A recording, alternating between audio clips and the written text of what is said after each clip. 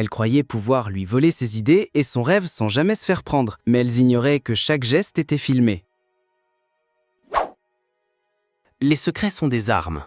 Entre de mauvaises mains, ils peuvent vous détruire. Ce soir-là, Élise et Clara s'étaient retrouvées, comme à leur habitude, à la terrasse d'un petit café du centre-ville. La pluie venait de cesser, laissant derrière elle une odeur humide sur les pavés. Des guirlandes lumineuses reflétaient dans les flaques, donnant à l'atmosphère un charme presque magique. Élise, le visage illuminé par un mélange d'excitation et de nervosité, se pencha vers Clara. « Tu ne vas pas le croire, le poste à l'agence Horizon s'ouvre enfin !» Clara leva un sourcil, feignant la surprise, alors que ses doigts jouaient distraitement avec sa tasse. Élise poursuivit, intarissable. Elle expliqua son idée de campagne, son approche unique, la stratégie qu'elle peaufinait depuis des mois. Elle parlait vite, comme si elle craignait que ses pensées ne s'échappent avant d'être prononcées. Clara hochait la tête, ponctuant la conversation de petits « et oui, c'est brillant ». Ses yeux semblaient briller d'admiration.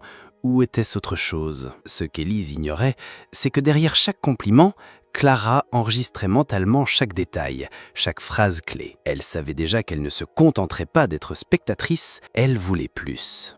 Les jours suivants, Clara se montra d'une disponibilité presque suspecte. Elle passait chez Élise sans prévenir, apportait des croissants, proposait de relire ses notes, toujours avec ce ton léger. « Tu sais, je veux juste t'aider à briller. » Élise, naïve, s'en réjouissait. Elle avait toujours cru que Clara était incapable de lui faire du mal. Après tout, elles avaient traversé tant d'épreuves ensemble. Les soirées à réviser pour les examens, les ruptures sentimentales, les périodes de chômage. Clara avait toujours été là. Mais le soir, dans le silence de son petit appartement, Clara sortait ses carnets et reproduisait méthodiquement chaque élément du projet d'Élise. Elle modifiait juste assez pour brouiller les pistes, mais pas au point de perdre l'essence de ce qui rendait l'idée brillante. Elle imaginait déjà le visage du recruteur impressionné, le coup de fil qui annonçait « Félicitations, vous avez le poste ». Elle ne ressentait aucune culpabilité. Dans sa logique tordue, elle se disait qu'Élise avait eu sa chance et qu'elle n'avait pas su la protéger. Dans ce jeu-là, seule la plus rapide gagnait.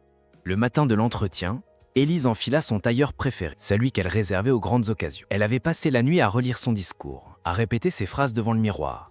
Elle voulait que tout soit parfait. En entrant dans la salle d'attente, son sourire se figea. Assise dans un coin, Clara feuilletait un dossier bleu, le même format que le sien. Leurs regards se croisèrent. « Oh, tu es là ?» dit Clara avec un sourire ambigu. Le recruteur appela Clara la première. Derrière la porte entr'ouverte, Élise entendit sa voix et ses propres phrases, mot pour mot. Les métaphores, les slogans, jusqu'aux chiffres qu'elle avait patiemment recherchés. Tout. Le sang d'Élise se glaça. Elle sentit son estomac se nouer, mais ne bougea pas. Au lieu de se précipiter pour dénoncer la trahison, elle s'assit calmement, parce qu'elle savait quelque chose que Clara ignorait. Chaque étape de leur travail ensemble avait été filmée par sa caméra de bureau, et la preuve était prête à exploser au moment parfait. En sortant de son entretien, Clara passa devant Élise avec un petit sourire satisfait, comme si elle venait de remporter une victoire éclatante. Elle n'eut même pas l'air gênée. « Bonne chance, tu vas en avoir besoin », murmura-t-elle, assez bas pour que seule Élise l'entende. Élise sentit une bouffée de colère monter, mais elle l'avala, pas un mot, pas une remarque. À cet instant, Clara crut qu'elle avait gagné. Ce silence, pourtant, n'était pas de la faiblesse. C'était une stratégie. Élise savait que réagir à chaud ne ferait que lui donner l'air d'une jalouse inventant une histoire. En rentrant chez elle, elle relut les vidéos enregistrées par sa petite caméra discrète, celle qu'elle utilisait parfois pour filmer ses séances créatives. Clara y apparaissait clairement, recopiant les notes, posant des questions précises, demandant des détails stratégiques et surtout, elle parlait à voix haute, comme pour s'approprier les idées. Chaque mot était une preuve irréfutable. Élise comprit qu'il ne fallait pas agir maintenant. Il fallait attendre, laisser Clara s'enfoncer dans son mensonge, s'exposer au grand jour, pour que la chute soit plus spectaculaire. 2 jours plus tard, le téléphone sonna. La voix chaleureuse du recruteur annonça qu'il avait été impressionné par une autre candidate. Élise savait déjà de qui il s'agissait. « Vous avez du potentiel, mais la présentation de Clara était déjà très aboutie. Nous avons senti une connexion immédiate avec ses idées. » Élise serra les dents, remercia poliment et raccrocha. L'amertume lui brûlait la gorge. Elle se demanda un instant si elle n'aurait pas dû agir avant. Mais non, pas encore. Le moment viendrait. Elle consulta les réseaux sociaux et vit déjà Clara publier une photo triomphante devant le bâtiment de l'agence. Légendée, rien n'est impossible à qui croit en ses rêves. Des dizaines de commentaires de félicitations s'accumulaient. Pour beaucoup, Clara était désormais un exemple de réussite. Pour Élise, elle n'était qu'une voleuse qui se croyait intouchable. Et plus l'illusion grandissait, plus la vérité ferait mal lorsqu'elle éclaterait au grand jour. Clara avait obtenu le poste. et avec lui un sentiment d'invincibilité. Pourtant, très vite, des failles commencèrent à apparaître. L'agence lui demanda de présenter de nouvelles idées pour une campagne similaire. Sans le matériel volé à Élise, Clara se retrouva démunie. Elle peinait à retrouver la même créativité, enchaînait les propositions banales. Ses supérieurs commençaient à froncer les sourcils. Dans le même temps, une rumeur vague circulait. Une personne aurait affirmé que le projet de Clara ressemblait étrangement à celui d'une autre candidate. Clara balaya ça d'un rire forcé. Mais une petite graine de peur s'installa. Pendant ce temps, Élise observait à distance, notant chaque signe de faiblesse. Elle savait que si elle agissait trop tôt, Clara pourrait encore sauver les apparences. Il fallait attendre qu'elle soit au bord du précipice et lui donner la dernière poussée. Élise consacra les jours suivants à préparer son coup. Elle sélectionna les extraits vidéo les plus clairs. Ceux où l'on voyait et entendait sans ambiguïté Clara s'approprier ses idées. Elle créa un montage précis, avec des dates, des plans serrés sur les documents, et même un passage où Clara disait « Oui, ça je vais le présenter comme si c'était à moi. Ça va faire sensation ». Elle envoya discrètement une copie à une connaissance travaillant dans un média local spécialisé dans les affaires de travail et de plagiat. Elle conserva l'original pour un usage plus direct. Plus elle regardait la vidéo, plus sa colère se transformait en froide détermination. Ce n'était plus seulement une question de revanche, c'était une question de justice. Une semaine plus tard, un court article parut sur le site du média. Pas de nom cité, mais la description était assez précise pour que ceux qui connaissaient l'histoire fassent le lien. Un employé d'une grande agence accusé d'avoir présenté un projet volé à un ancien ami. Clara, en lisant l'article, sentit un frisson glacé lui parcourir l'échine. Elle tenta de se convaincre que ce n'était qu'une coïncidence. Mais au bureau, certains regards avaient changé. Des chuchotements suivaient son passage. Pour la première fois, elle se demanda si elle n'avait pas sous-estimé Élise.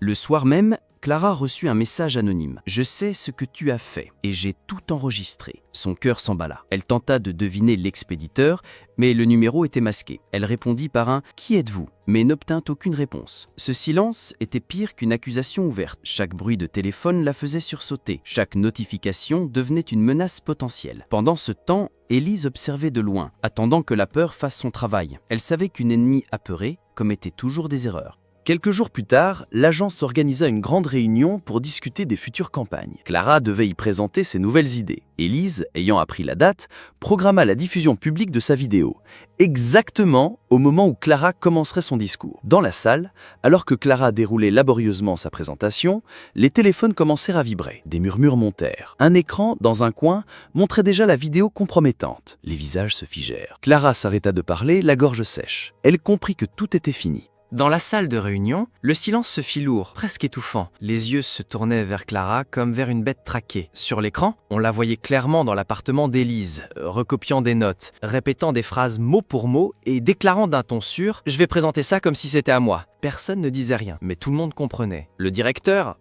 assis au bout de la table, croisa les bras, les yeux rivés sur Clara. Les quelques collègues qui jusque-là l'avaient soutenue baissèrent leur regard comme pour s'éloigner de son naufrage. Clara tenta un sourire crispé. « C'est... » sorti de son contexte, murmura-t-elle, mais sa voix tremblait. Personne ne répondit. Le directeur se leva lentement, coupa la vidéo et annonça d'un ton glacial « Nous allons en discuter immédiatement dans mon bureau ». Clara suivit, le visage blême, consciente que cette marche ressemblait à celle d'une condamnée. Moins d'une heure plus tard, Clara quittait le bâtiment, un carton sous le bras. Son licenciement avait été prononcé sur le champ. Les réseaux sociaux s'enflammèrent. La vidéo, déjà virale, tournait partout, partagée par des internautes indignés. Les commentaires se succédaient. « Voilà ce qui arrive aux voleurs d'idées. L'arrogance ne paie jamais. Elle avait l'air si inspirante. » Clara tenta de supprimer ses comptes, mais c'était trop tard. Son nom était associé à cette histoire dans chaque moteur de recherche. Les opportunités professionnelles s'évaporaient les unes après les autres. Chez elle, Élise observait tout cela depuis son écran, un mélange étrange de satisfaction et de tristesse l'envahissant. Ce n'était pas une joie pure, c'était une revanche froide,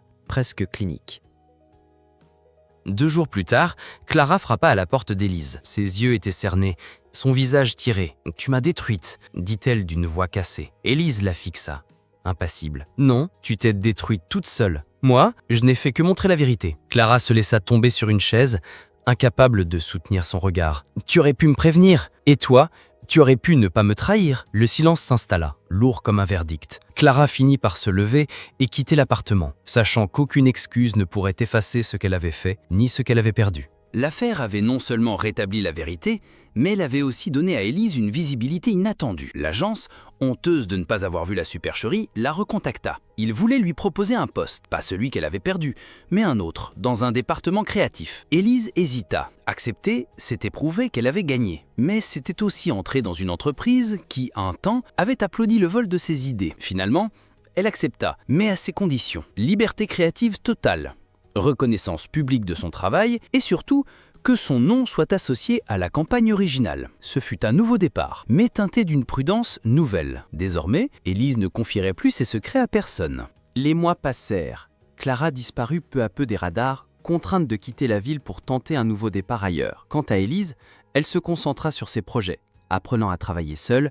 et à protéger jalousement ses idées. Elle avait compris que l'amitié pouvait être un masque, et que derrière un sourire pouvait se cacher un couteau prêt à frapper. Un soir, en rangeant ses archives, elle retrouva la petite caméra qui avait tout enregistré. Elle la posa sur son bureau et sourit. Ce petit objet avait changé le cours de sa vie. Elle pensa alors à voix haute, « Dans ce monde, il ne suffit pas d'être brillant, il faut être prêt à se défendre. » Même si la vie d'Élise avait repris un rythme stable, il arrivait que des souvenirs de l'affaire ressurgissent. Une publicité à la télévision, un slogan entendu par hasard, et soudain, le visage de Clara réapparaissait dans son esprit. Certains soirs, Élise se demandait ce qu'elle serait devenue si elle n'avait pas eu cette caméra, si elle avait laissé passer la trahison. Aurait-elle sombré dans le doute ? Aurait-elle perdu confiance en elle au point d'abandonner ses rêves? Mais à chaque fois, elle se rappelait que cette épreuve l'avait endurcie. Elle n'était plus la jeune femme naïve qui croyait que l'amitié suffisait à garantir la loyauté. Elle était devenue stratège, prudente et consciente que parfois, les plus grandes batailles se gagnent dans le silence. Dans le milieu professionnel, l'histoire de Clara et Élise avait laissé une empreinte durable. On en parlait encore, souvent en chuchotant, comme d'un avertissement. Certains y voyaient une leçon de prudence, d'autres un exemple de vengeance bien orchestrée. Un jour, lors d'une conférence, Élise surprit deux jeunes créatifs discuter. « Tu connais l'histoire de la fille qui a piégé sa meilleure amie avec une vidéo ?»« Oui, il paraît que c'est vrai, et qu'elle a tout prévu à l'avance. » Élise, assise derrière eux, esquissa un sourire discret. Elle n'avait pas besoin de dire qu'il s'agissait d'elle. La vérité avait déjà fait son chemin, et sa réputation de femme déterminée, prête à défendre son travail coûte que coûte, était désormais bien installée. Par une fin d'après-midi pluvieuse, alors qu'elle quittait son bureau, Élise croisa Clara, plus maigre, plus terne, presque méconnaissable. Elles se figèrent un instant, comme si le temps avait suspendu son cours. « Élise » murmura Clara. Clara, le ton était neutre, ni chaleureux ni froid. Clara baissa les yeux. « Je voulais juste dire, je suis désolée. » Élise hocha la tête, sans répondre. Elle savait que ces mots n'effaceraient rien, mais ils avaient au moins la valeur d'un aveu tardif. Puis elle tourna avec talons, laissant Clara seule sur le trottoir, au milieu des passants pressés. Quelques mois plus tard, Élise lança une nouvelle campagne publicitaire qui fit grand bruit. Audacieuse, percutante, innovante, et cette fois entièrement à l'abri de toute copie. Elle avait mis en place un système bétonné pour protéger ses créations, et choisissait désormais avec soin à qui elle dévoilait ses projets. Lors des interviews, certains journalistes tentaient encore de revenir sur l'affaire Clara. Élise répondait toujours avec la même phrase. « Cette histoire appartient au passé. Ce qui compte, c'est ce que j'ai appris.